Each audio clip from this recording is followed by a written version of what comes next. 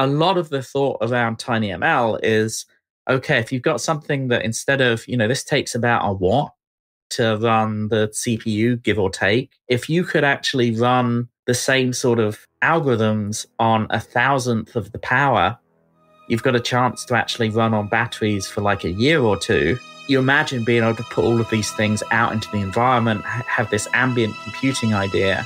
One of the things I'm really interested in is, hey, can we actually have like a $5 device that sits looking at like a water meter and is then able to every 3 minutes or something, send that number up to the cloud? Welcome to the Conversations on Applied AI podcast, where Justin Grammons and the team at Emerging Technologies North talk with experts in the fields of artificial intelligence and deep learning.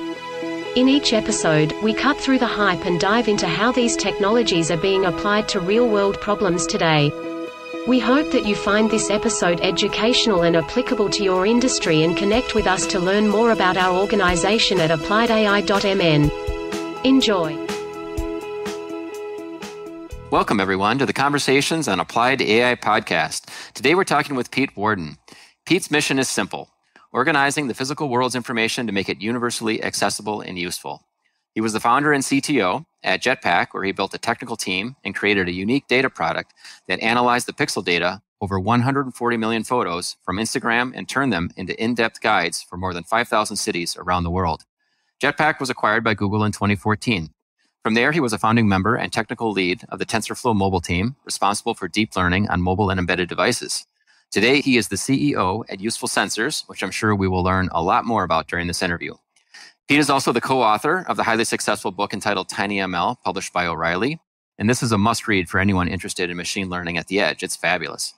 Finally, Pete holds a Bachelor's of Science from University of Manchester and a Doctor of Philosophy and a PhD in Computer Science from Stanford University.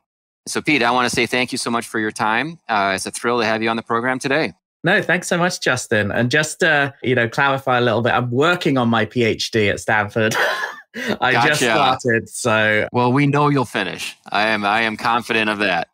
Well, man, awesome. Well, with all that you've accomplished, I mean, like, where to start? I guess maybe from the beginning, as we like to keep some of these conversations, on here, just pretty casual. I mean, how did you get into computers and the technology?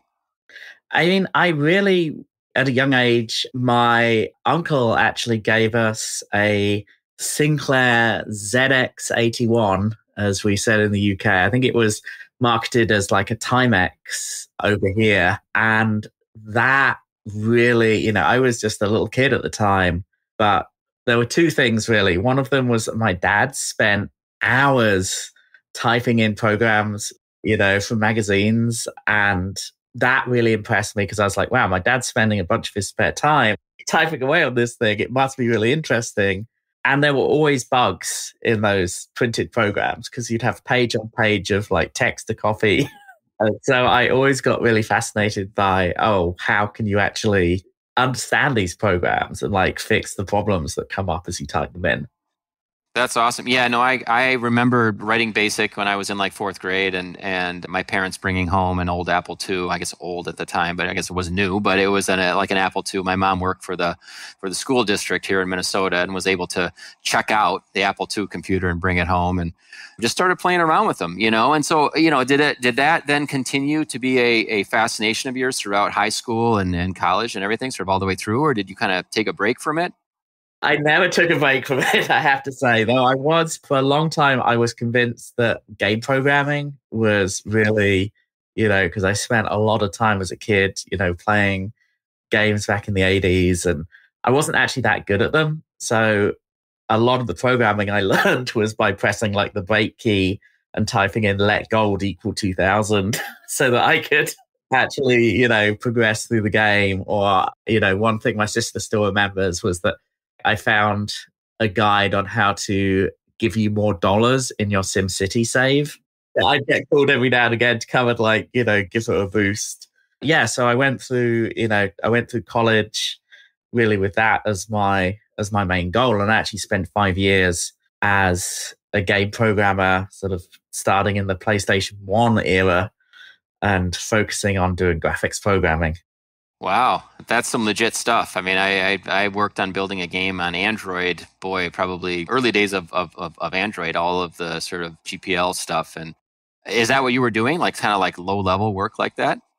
Yeah, I was actually writing 3D engines. So back, especially on the PC, before you could rely on there being a graphics card, a 3D graphics card there, I helped write some, software renderers, actually like scanline rendering triangles and textures. And I actually had to figure out how to render pool balls for a game focused on pool with like specular highlights. And so, yeah, it was a great initiation into programming. And the other nice thing about it was that almost all the games I worked on, a lot of them were conversions especially from the PC to these consoles. So I spent a lot of my first 5 years of programming working with other people's code.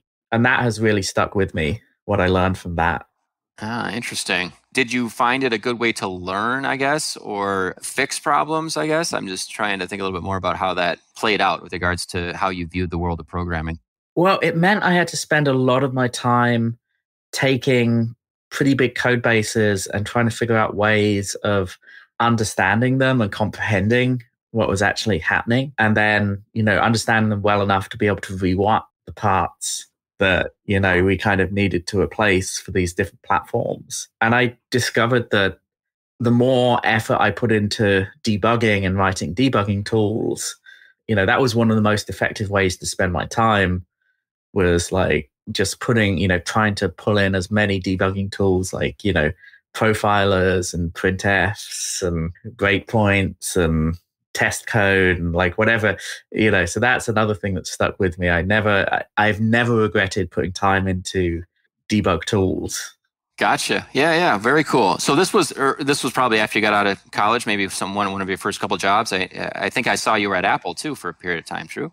Yeah, and that was quite a funny journey because I was working in the game industry and, I was enjoying the technical challenges, but it wasn't the creative.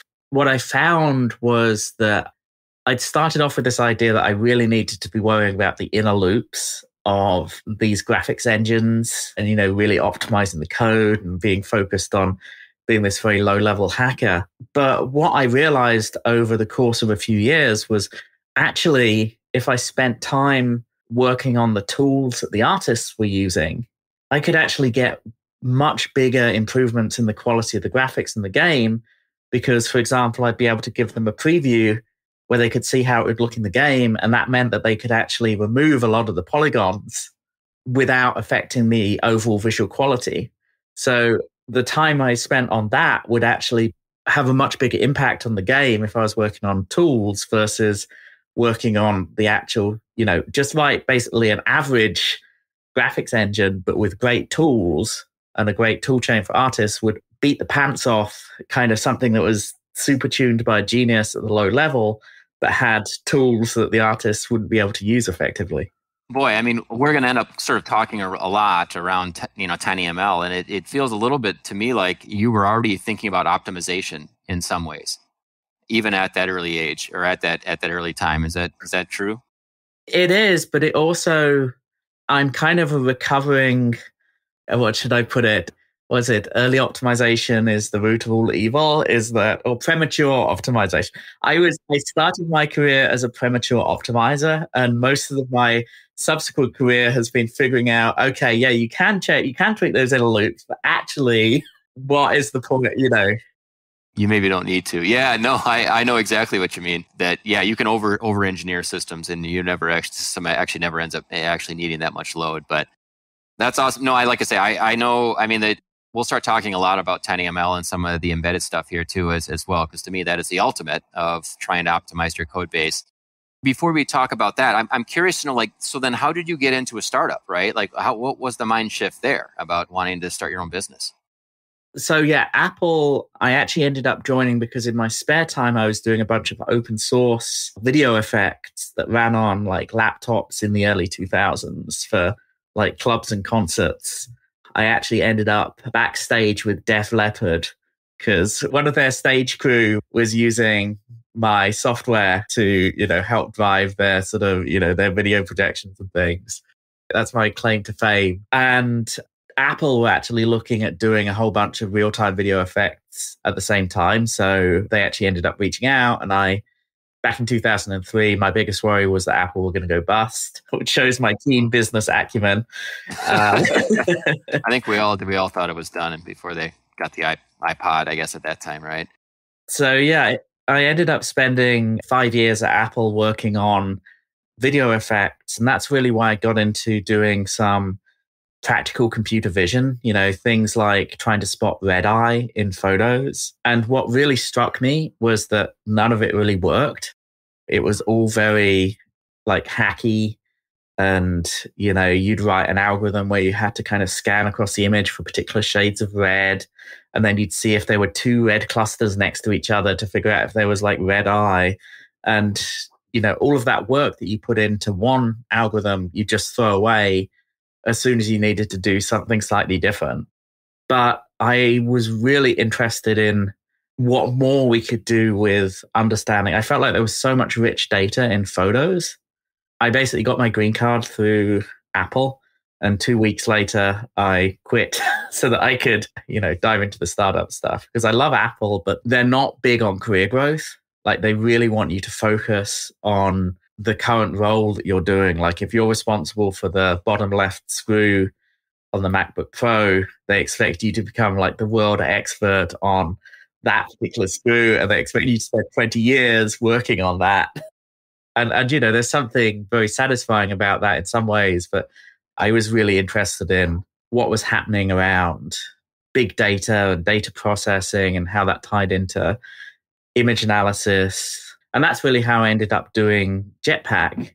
I went through a couple of different adventures before I started Jetpack with Julian Green, the CEO, and I was CTO. But yeah, really the idea there was, wow, there were these billions of photos floating around of places in the real world. Can we actually try and construct guides automatically from pictures of bars, hotels, and restaurants, to, for example, to say, hey, is this bar dog friendly? Are there a lot of pictures of dogs? Or back in that era, do a lot of hipsters hang out by looking for mustaches? That's right. I think I did see that. You were the first one to create an algorithm to recognize a mustache. Yes. and it actually worked. But the trouble was, what was interesting, we had a Sunday Times journalist in the UK actually use our top 10 for London to see if it was actually working correctly. And he found it mostly was, except it also found a bunch of Turkish cafes and restaurants. Oh, man, that's funny. Yeah, we had, it was a really interesting, but back then as well, the algorithm that I did for the mustache, again, it was still in that era of the red eye sort of process where I was using one algorithm to try and locate faces. And then I was sort of doing a histogram between the nose and the mouth to try and tell if there was actually, it was significantly darker than the rest of the face. But that meant that there were shadows under people's noses being highlighted as, mustaches. And it was just this very manual, very unreliable process doing this kind of image recognition. Yeah. Well, but you're a pioneer in that days. You guys are just trying to figure out how to do it because, I don't know if it's been solved yet, per se. I would love to get your opinion just around facial detection in general. But I'm just super amazed that I have children. I have an 8 and a 10-year-old, and it'll pick out their faces from them when they were infants. It's amazing. Working on Google Photos, and that really was the moment I was struck by lightning was when I started to see the results of Alex Krzyzewski's work on AlexNet and these deep learning approaches. They just blew me away, both because they were significantly better in their results than all of the work that I'd seen coming before, but also because the same technique could be used for almost any of these vision recognition problems. You can use the same algorithm to recognize whether it's a cat or a dog as you do for whether somebody has a mustache. And the only difference is what data you feed it for training. And that was, I think that's going to have some of the longest term impact as that spreads out across the whole computing industry, which I think is still in its early days, as you're going from this, writing down a recipe of how to solve a problem to giving a bunch of examples of the problem that you want solved. One of my big hopes is, writing down a recipe requires a lot of technical knowledge that is kind of somewhat arbitrary, and you really have to be a trained engineer to do that. What was really fun at Jetpack once we started getting the machine learning going was that, our head of marketing, Catherine, she could sit down with folders full of photos and just try adding or removing photos and seeing how the model that was trained on those, we could just use transfer learning to retrain a model in a couple of minutes. She could have this really fast feedback loop of actually training the model to recognize new categories. So it went from being this thing where there had to be an engineer in the loop to something where people who were domain experts could directly guide the algorithm to get the result they wanted. Wow. Yeah. And that to me has been, as I've been, studying machine learning here for a number of years, to me, that was the big aha as well, right? There's sort of this picture of this box where it's like, rules come in and data goes out, and machine learning flips that around, right? It's like data comes in and rules come out, right? And I was like, wow, that is such a great idea. Why didn't we think about this years ago, right? And so in 2014, your company was acquired and you ended up going to Google, right? Yeah. And, we were trying to do Yelp, but based on photos. And, we got up to hundreds of thousands of users, but we never got into the millions of users that we needed for kind of like a free consumer app. But it did turn out that we were one of the few places where people were trying to run deep learning on mobile phones. So we open sourced a bunch of our code around that as we were working on it. And I ended up, that became, nobody was really quite sure what to do with deep learning on phones. But people were, Google and Apple and other companies wanted to at least have the technology. And, we had a library that let you run models back in those early days on phones and Raspberry Pis. And so that really was the reason that Google wanted to pick us up. I see. And had TensorFlow been open source or created yet? That still was a couple of years away, right? Yeah. I feel really lucky at the time that I joined because TensorFlow had not yet got started. So together with Yangqing Jia, who was at Google at the time, who's the author of Cafe, I was actually working on some internal frameworks for running machine learning on phones because there were already Google apps were starting to ask for this.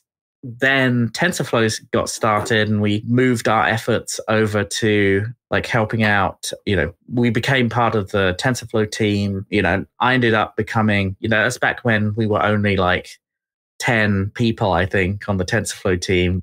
It was way before it had been open sourced, but I ended up becoming the person who was responsible for anything weird that was not like a cloud, being deployed on an x86 server somewhere. So phones initially. And then over the years, I became really interested in, okay, we got this on billions of phones. That actually worked pretty well. We found a lot of use cases for it. But I'd actually seen the speech team, and I'm going to be careful how I say this because I don't want to set off everybody in my own phones. But okay, Google. Yeah. We actually call it OKG internally in meetings so that everybody's phone does not go off. They had a 13 kilobyte model back in 2014, a deep learning model that they were using running in the always on mode on phones. So the main application processor is turned off, but there's a DSP or a microcontroller that's sitting there just listening to the microphone. And if it thinks it maybe heard you say OKG, it will then wake up the main CPU and do more sophisticated processing. But the starting point is this, tens of kilobyte model. that left me thinking, wow, if you can do useful stuff in just tens of kilobytes with deep learning for this application, I wonder what other problems we can solve with this. I will say, when I cracked open your book and started reading it, that's one of the first examples. And I use that example with everybody, right? I mean, people that are not in the industry, they don't understand Internet of Things. They don't understand machine learning. What is this TinyML thing you're talking about? I have no idea. And I'm like, well, it's machine learning on microcontrollers. And they're like, that doesn't make any sense to me either. And I'm like, well, think about OKG, or think about Hey Siri, or think about, Alexa. I'll keep using all the words here, probably setting off all the things around me. But think about that. And then it's like, oh, I get it, and you're like, you don't want your phone to die because it's sitting here listening to information, or listening to those wake words, basically, and sending information to the cloud, right? Continuously. I mean, your phone would die within an hour if it had to do that. So it's a beautiful example, with regards to where things are at. And that's great. I mean, so that was sort of the first thing that you guys were doing back in 2014, was sort of getting that running on a phone. Well, the interesting thing was Google actually already had some quite long-standing code to run this stuff on embedded chips. So the speech team had actually been doing this for several years already. So I actually learned a lot from people like Raziel Alvarez around things like quantization and how to get embedded machine learning running. And that's been one of the interesting things. There's been a lot of industry knowledge scattered across kind of different companies where people have kind of homebrewed their own solutions to, hey, I need to run machine learning on this weird chip with no operating system and 100 kilobytes of memory. But there had never been any kind of attempt to turn that into a more generally usable framework. So I can't claim to have invented very much. A lot more of what I've done has been just kind of trying to take work that's already been out there and turn it into something that's a bit more general and accessible, and try and actually make it easier for people to get started. Yeah.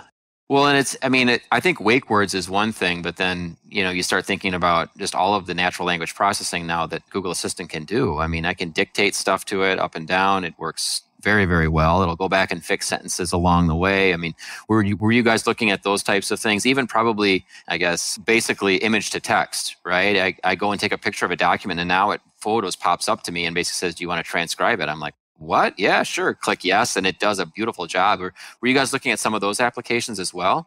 Yeah. So a lot of those took place on the main phone CPU. So we supported that through, I helped build TensorFlow Lite, which is kind of I think it's probably still the most popular framework for running ML on phones. And so all of Google's major apps picked up that for things, like the obvious ones are like the photos use case, like you mentioned, and Google Translate. I still love sort of picking up my phone and, showing people, pointing it at a foreign language menu or something, and just having the translation appear on the screen in like real time, overlaid. Like, that's magic. And the only thing I regret is I keep showing that to people, and people keep asking me when it's going to be released. No. And you're like, it's there. And I'm like, it's there.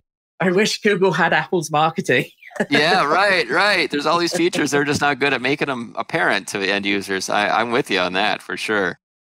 So what really got me interested was, okay, you've got this phone, which is great, but you have to plug it in and recharge it every night. A lot of the thought around TinyML is, okay, if you've got something that instead of, this takes about a watt to run the CPU, give or take, if you could actually run the same sort of algorithms on 1,000th of the power, you've got a chance to actually run on batteries for like a year or two. How does that change? You imagine being able to put all of these things out into the environment, have this ambient computing idea. And, for the example you used of, hey, I've taken a photo of something and it understands the text that's in there. Like, one of the things I'm really interested in is, hey, can we actually have like a $5 device that sits looking at like a water meter and, understands the display that's being shown on this old school water meter, and is then able to, every 3 minutes or something, send that number up to the cloud. But if you can actually run it continuously on like a coin battery, and you only have to run, ping the cloud every now and again, you've actually got a chance to have something that you can just install and forget about. You don't have to wire in. Like, it's super easy. So a lot of the thought is really, okay, we've got these really interesting capabilities in the cloud and now on phones. How does the world change if we can get them to use 1,000th of the energy so that they can run on batteries and on a chip that's only like, $2 or something like that? Like, can we basically plaster our world with sensors that do something useful? Yeah, no, I love it. I love it, and I'm a huge proponent. I guess I was gonna get to having you sort of define what TinyML is, and so power is a major consideration, I guess, is what you're saying. What are some of the elements, I guess, around TinyML? Yeah, so I think the thing that really distinguishes it from just general running on, general embedded machine learning is this idea that you're aiming for below a milliwatt, because below a milliwatt power usage, it starts to become possible to use like a small solar cell or some other forms of energy harvesting, or at least have, 3 AAA batteries will actually run for about a year and give you, on average 1 milliwatt. So you start to create devices which don't have to be tended by a person. They don't have to be wired into the mains. They don't have to be charged every day or even every few weeks. They have their own intelligence in them. They can do these things about, hey, is there a person here? Did somebody say like a particular word? Putting voice interfaces into everyday objects versus having to have some kind of like centralized, even a phone or a centralized server that's actually running the intelligence. So that's really the root of TinyML, is like, it feels like there's this big change once you liberate these devices from, or liberate people from having to kind of like tend to these devices and, make sure that they have enough power. If you can get the power usage low enough and give them enough intelligence, then it feels like a whole nother step change, like going from personal computers to phones, and now going from phones to this ambient computing idea. Yeah, I love the word ambient, because that's the sort of the future, the vision, I guess, is like all these things around us are really smart objects, right? That's the thinking of Internet of Things. But if everything needs to be on the internet all the time, it's very, very power hungry, and you're not going to get what you're looking for. I guess the other piece of that I'm thinking about when you're talking about not being having to be connected, I mean, there's this idea of just general decentralization. These things can be autonomous, right? Yeah. Like, why do you need an internet connection for a voice interface? Like, a voice interface should be like a touch interface or like buttons or a keyboard or a mouse. It should be something that can be dealt with locally. And if you have reasons to connect, then by all means, I'm not saying connections are bad, but like you say, the power usage of radio is so big. I mean, that's actually one reason I don't like the term Internet of Things, is because I don't think that this world of smart things is going to be like an internet connected world like we've seen with, in the traditional computing side. Because we have this idea that with the internet, you expect that connectivity is going to be the norm. And so that it's comparatively low cost to just build in the expectation that you can add more services through internet connectivity. Whereas if you have these hard power constraints and connectivity can easily take at a minimum like 50 milliwatts or 100 milliwatts whenever you turn the radio on, and that's like 100 times more than what you're using to run machine learning locally, then the duty cycle of when the network's actually on and available and the trade-offs of actually using an internet required service, it becomes much more different than the sort of the desktop or even the phone use case. Yeah. And for the end user to have to keep plugging things in all the time, I'm just thinking myself, smartwatches have gotten better and better over time. And now even like the watch that I have here, it's not even internet connected. It's more of a running watch, and it pairs with my phone and can do all that stuff. But I mean, it'll go for more than a week. But I think about some of these initial watches that I had. It was like every night I had to charge the thing. And I mean, oftentimes I would forget and be frustrated and just not even want to use it, honestly. Well, and honestly, I think that, for me, that's a massive barrier to, having more devices per person for me.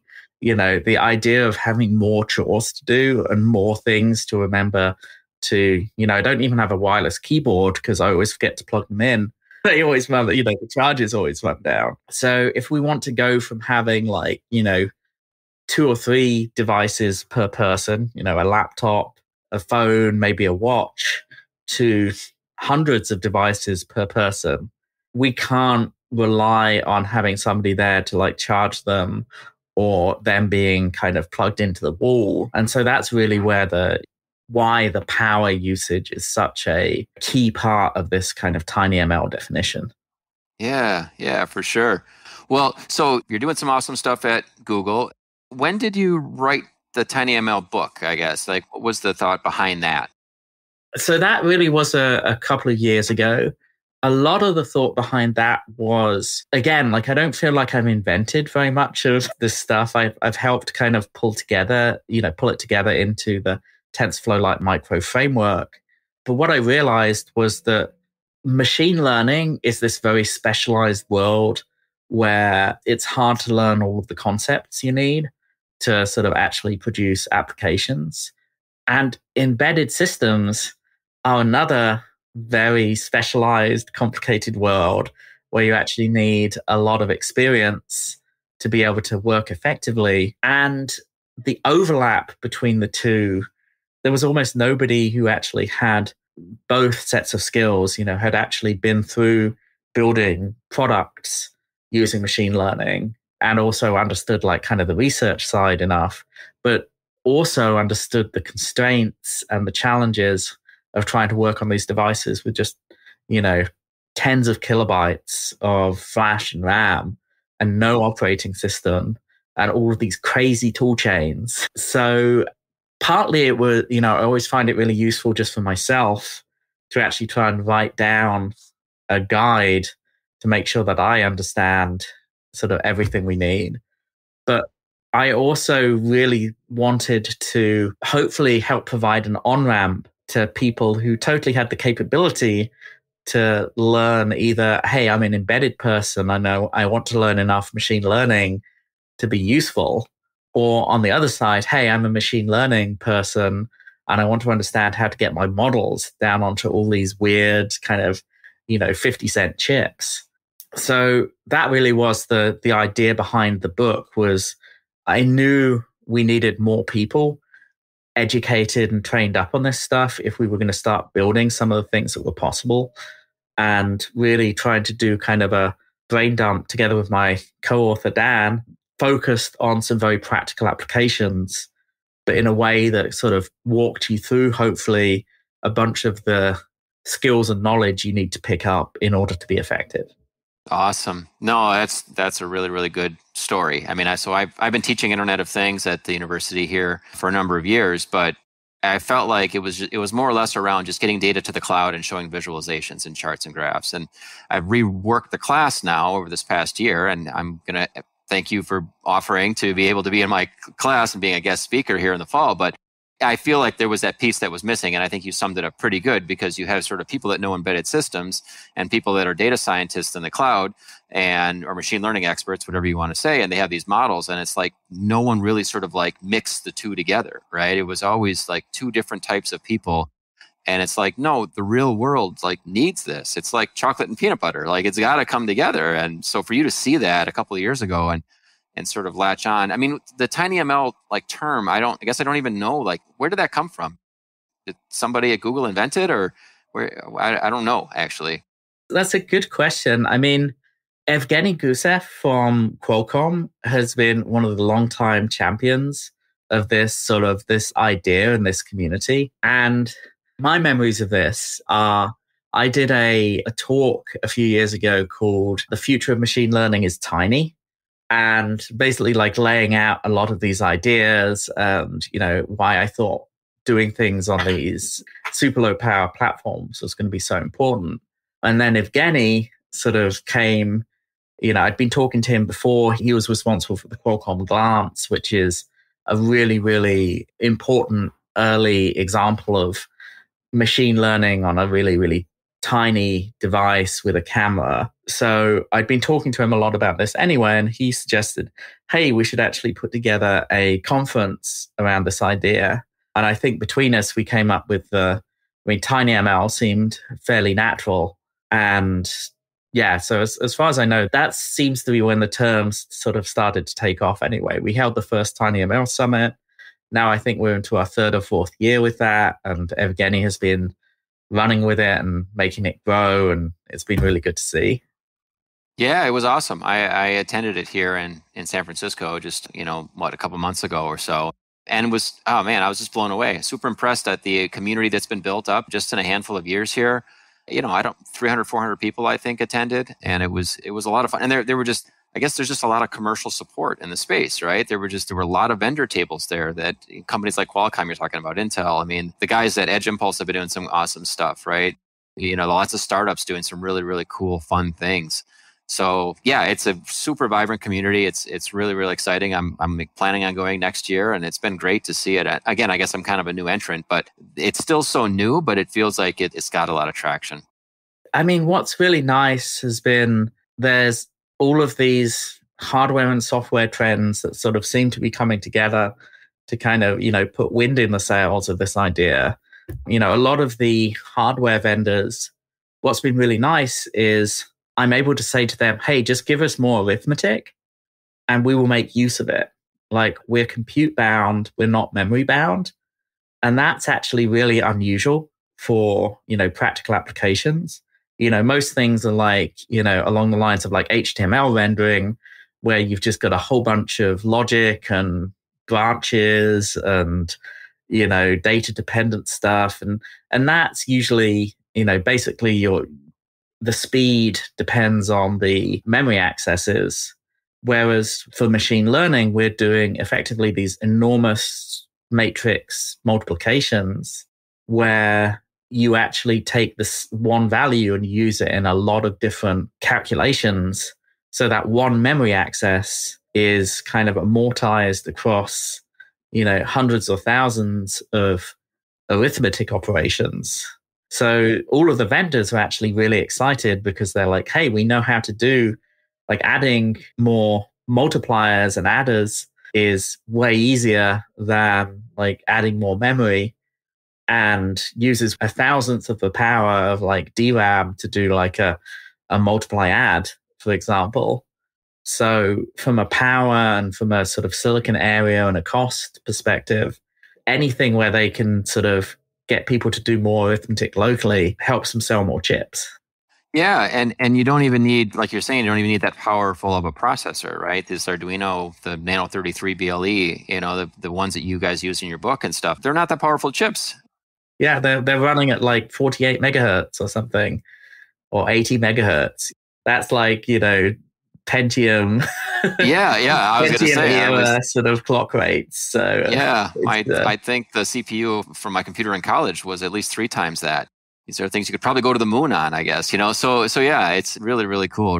So then now you're doing something new, right? I guess you've left Google and you're doing stuff at Useful Sensors. Because that stuff you can talk about? So we're still in stealth, but what I can talk about is, I'm doing this in conjunction with I mentioned at the start that I'm doing a PhD at Stanford. And really what we're thinking about is, one title I've thought about for my work is Smart Homes Without Spying.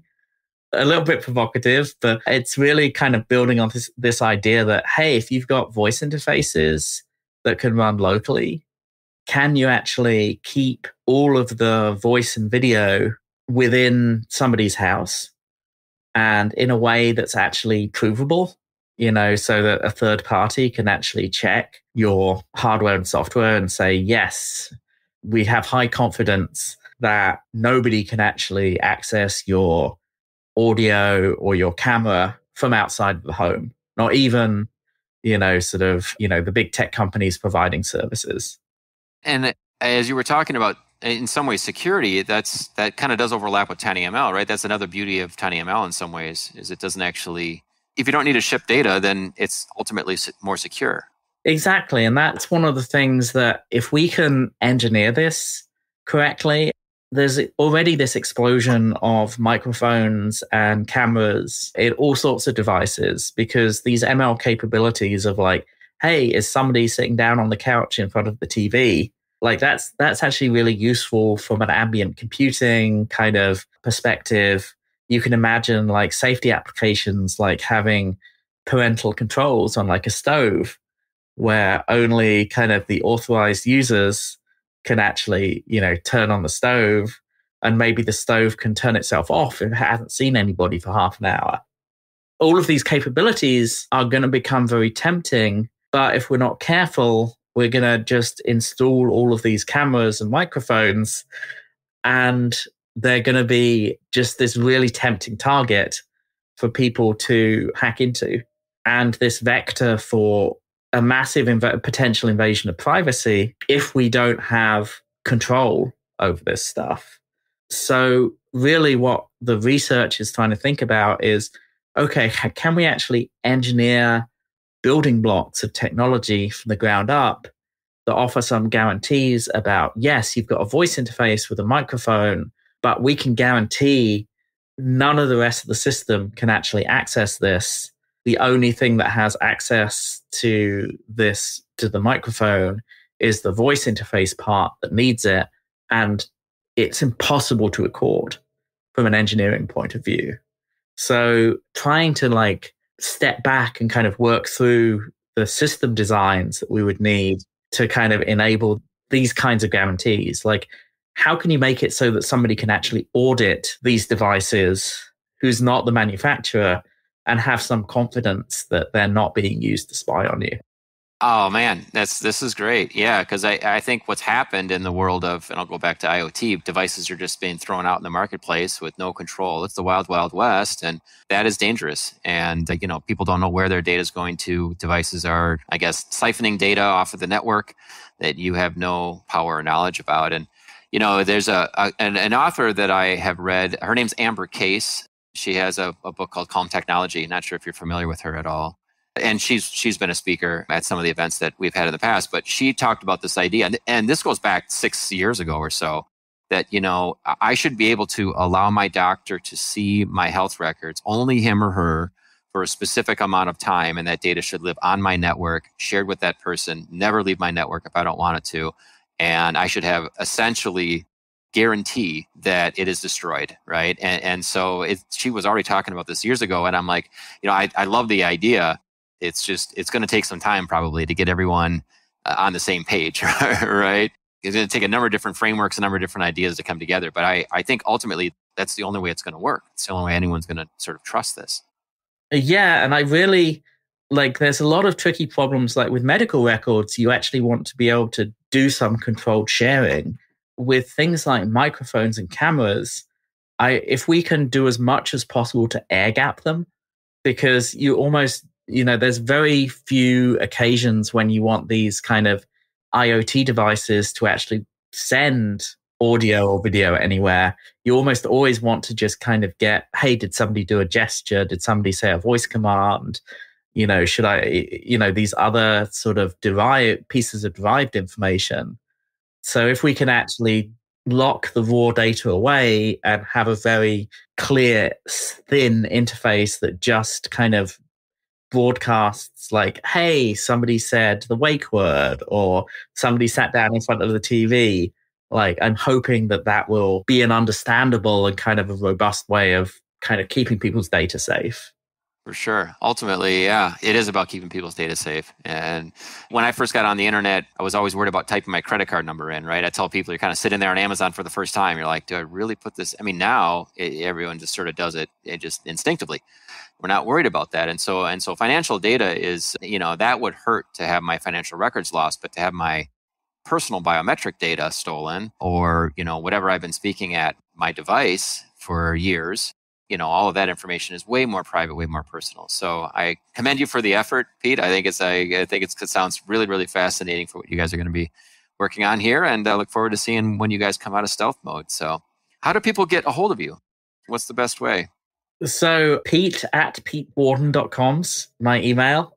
I'm pretty active on Twitter. I try and keep posting stuff, and I think I've got my email in my Twitter my Twitter bio up at my Twitter handle's just Pete Warden. So I'd love to see you on there. But yeah, I'm happy to get emails. I'm always happy to geek out with anybody who's interested in this stuff. So please do drop me a line. Perfect. Well, we have liner notes when we publish this. So I mean, everything from the work that you've done early on with Jetpack to all the way to TensorFlow and everything in the book. We'll promote all that stuff. So we'll be sure to get all that information out. Was there anything else you wanted to chat about today that I might have not touched on, Pete? No, this has been great. This has been really interesting. Thanks so much for having me on, Justin. I really appreciate it. Awesome. Yeah, thank you much for your time. I appreciate it. And yeah, look forward to having you back in the future. Thanks again. You've listened to another episode of the Conversations on Applied AI podcast. We hope you are eager to learn more about applying artificial intelligence and deep learning within your organization. You can visit us at appliedai.mn to keep up to date on our events and connect with our amazing community. Please don't hesitate to reach out to Justin at appliedai.mn if you are interested in participating in a future episode. Thank you for listening.